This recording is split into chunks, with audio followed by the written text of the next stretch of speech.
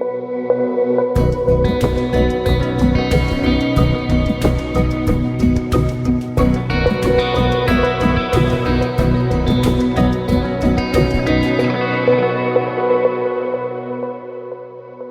and welcome to Echolocation podcast. Echolocation is a podcast created with K News from Georgia, yes from Moldova, and Global Pot from Sweden that aims to create an echo through the society by inviting young people to make their voices heard, exchange information and opinions. I'm the host for today. My name is Samuel Rivera. I am a student from the south of Sweden. You know, as the days are getting shorter and the nights are getting longer and darker, maybe you feel an extra need to spend the night with that special someone. But how do you do that? How do you find that special person? With me today, I have three wonderful guests. Who are you? I am Malo Shavadze from Georgia. And I'm Elvira from Sweden. I'm a journalism student my last year.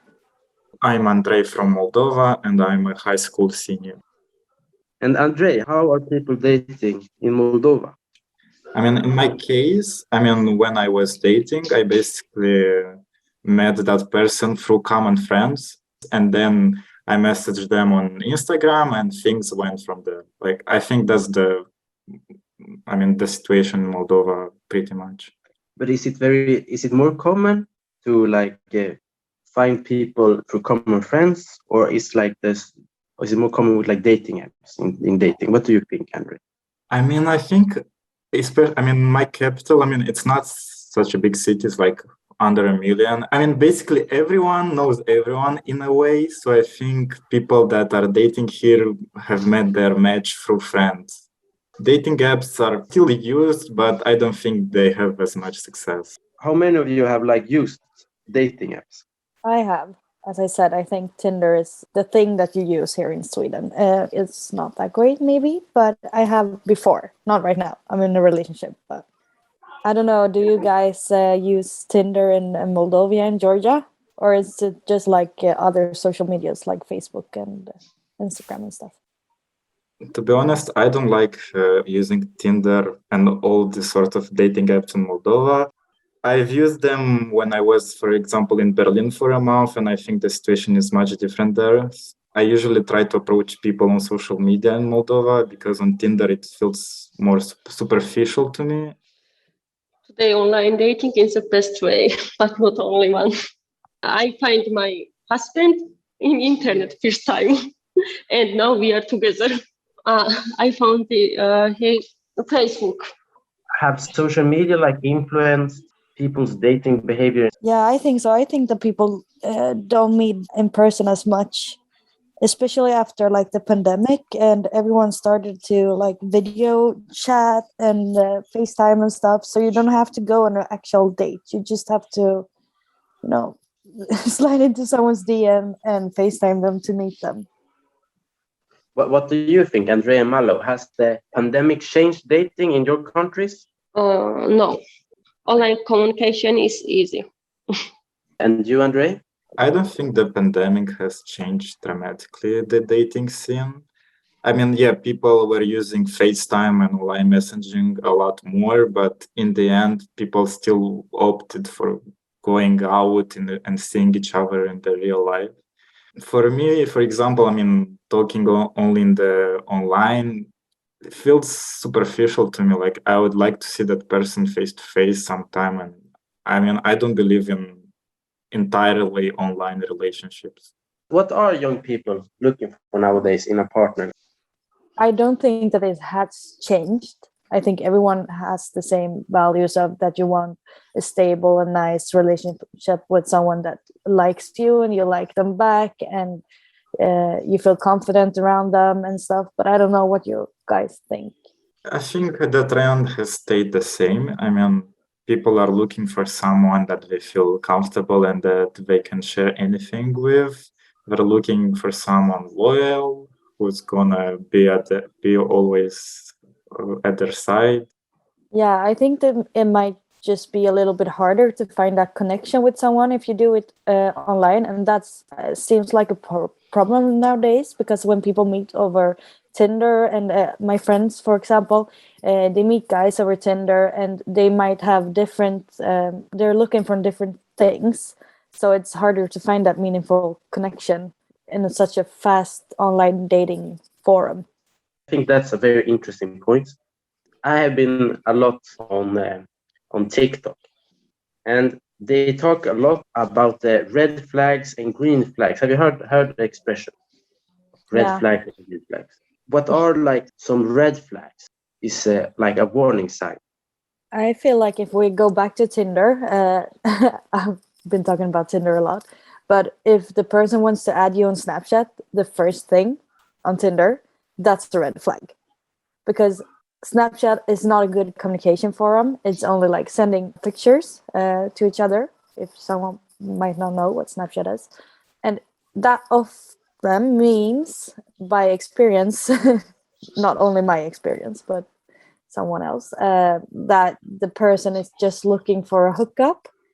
But if a person wants to talk a bit more on Tinder and get to know each other, and then later wants to add you on like text or Instagram or whatever, it's more of a green flag, because then they actually want to get to know you. Well, talking about dating apps, the thing I've observed, and from what my friends are telling me, I mean, usually I think dating apps have changed into a platform to look for hookups or maybe friends with benefits. And if someone asks you to, I don't know, be intimate with that person on the first date, I think that's a huge red flag. But like, how common is relationships in your different like countries? Are everyone in relationships? Well, in Moldova, I think people are actively looking for a relationship. Maybe that's because of our societal pressure, but a lot of people are still single, and many have lost hope in it. So it's a 50-50. I mean, many had a very bad relationship or a bad situation with a partner, and they refuse to go on dating apps ever again. Some have had success, but I think I don't think it's dependent on the country. It's dependent on the individuals. Yeah, I agree. But you said like in Moldova, there is a societal pressure to be in a relationship. I feel like it's different in Sweden. That of course, almost everyone wants a relationship, but it's not like, I think it has become like more of a hookup culture than a dating culture, that everyone is fine with being single as long as you have some kind of relationship with someone, maybe friends with benefits or a hookup or anything like that. So I don't think that dating for a relationship or like marriage is as common in Sweden, I feel like. When are there a lot of young people who are getting married in Moldova and Georgia? Oh yes, I mean, Yes. Yeah. it's common. I mean, basically the average is like 25 years old. I know that in Western Europe that is like 30, 35 years old. It's just that society pressures you to find a partner very early on. For example, my parents married at 20 years old, and that was the norm. I mean, people were not questioning that at all. And some of those standards still are present today, but they're not as strict, especially with the younger generation. But generally, people try to find their partner as soon as possible. Do you, Andre, do you also date for that? Like, do you want to date to get married, or are you just like dating around? I'm dating casually, I would say, because I feel like I need a lot more experience to actually consider a very serious relationship. I think that the casual dates I've been on and the casual relationships have taught me a lot, and I've learned a lot of lessons and things to avoid, things to do while in a relationship, and I'm still getting that experience. And when the time is right, things will happen naturally. Ilve, do you think people are getting like older and older for marriage here in Sweden as well? have we reached like a tipping point? Yeah, I understand. I feel like it depends a lot because there's people getting married as late as possible and people are getting children when they're older and stuff. But I feel like it has been kind of a change. Some people are getting married really young, but like me and my friends, maybe we go to university and stuff. So we have other focuses, as Andre said. People want to focus on their education and their careers instead of family and kids and marriage and all that. But at the same time, I feel like I see a lot of people getting engaged at very young ages. So I think it's a kind of a shift. Yes, so that's a very interesting point. What you like prioritize, if it's like your career or your family. I don't know how you guys have it in Georgia and Moldova, but because of our free education system, you can have a family and have an education because you don't actually have to focus on providing for your family as much. Of course, you have to do that as well, but you have all these benefits. Well, yeah, I think that's possible in Sweden because you have a great welfare system. I mean, your government really cares about your people. I mean, that is not the situation, unfortunately, in Moldova. I mean, we're not exactly the richest country, so the government offers little support. Yeah, but I think like if we're talking marriages could be like a good benefit for your family as well. And what are like the age of having kids? Because of the economical situation, people are having like 1 or 2 kids maximum. I mean, like 30 years ago, I mean, it would be common for families to have 3 or 4 children or more. Right before we got our independence, our population was something like 4.5 million, but nowadays like 2.5. I mean, people are not having kids, people are leaving the country, and that's a different topic, but it's a very huge problem in our country. People getting kids in Georgia, Malo. 24, 26. In Sweden, what do you think, Elvira? I don't know, it's so hard, but I think older. I think like 30. One interesting aspect is international dating, dating over borders. Is that a possibility in your different countries, or is that common? Well, generally, Moldovan people date the same nationality. I mean, it's not that common that they would go and date someone of different ethnic background or whatsoever. I mean, I've dated people of different nationality casually, like when I was for a few months in Berlin, and it was a quite nice experience. And I think international people I think I have a lot more to offer than people in Moldova, but that's just how I feel.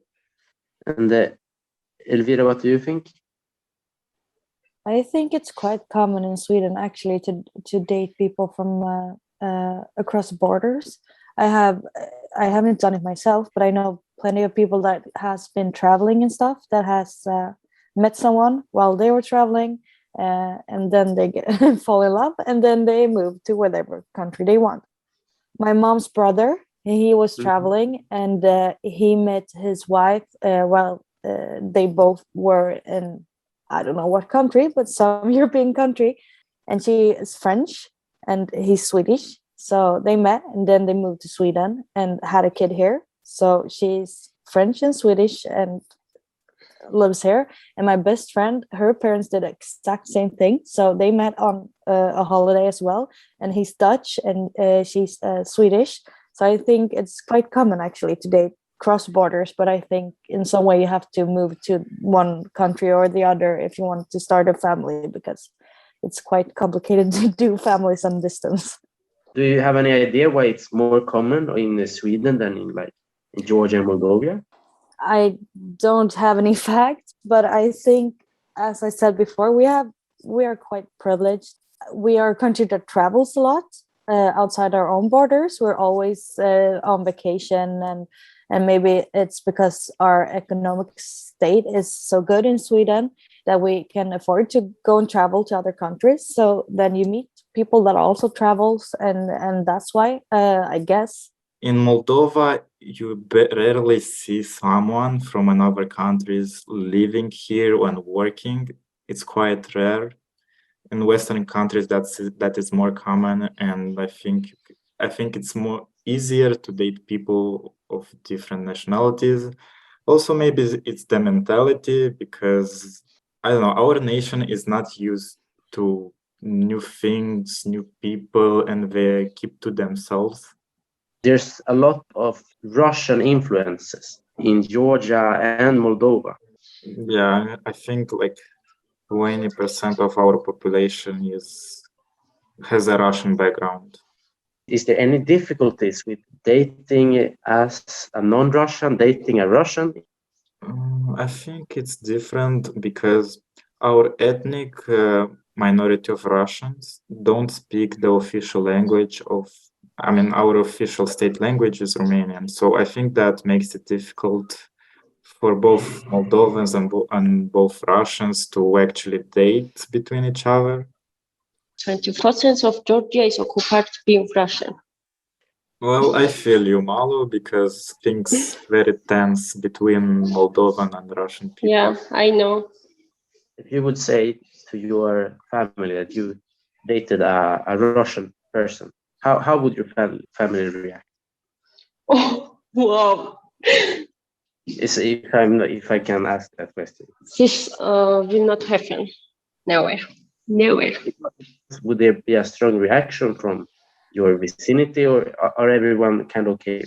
They're kind of okay. It's not that uncommon to see Moldovan and Russian people dating, especially in the older generation. I think that is much more common.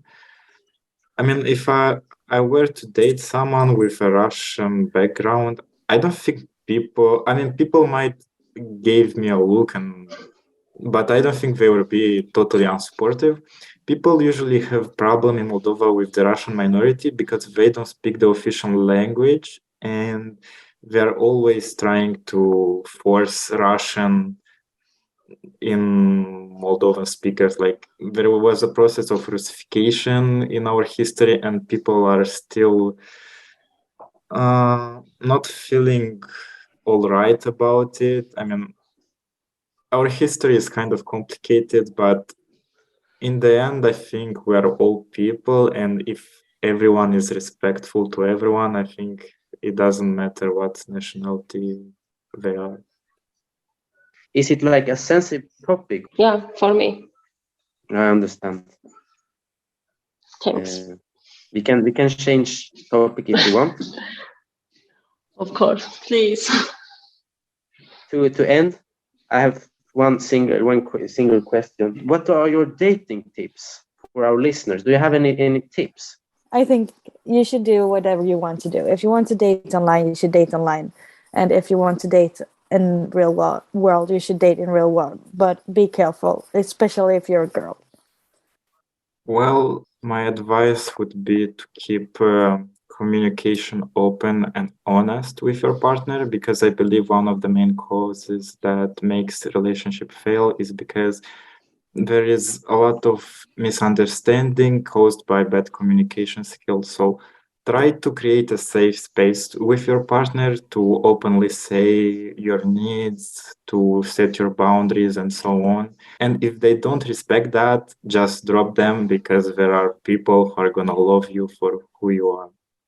Thank you very much. I think that will be the end of this podcast. You have been listening to Echolocation, a joint podcast in collaboration with Yes, K News, and Global Pod.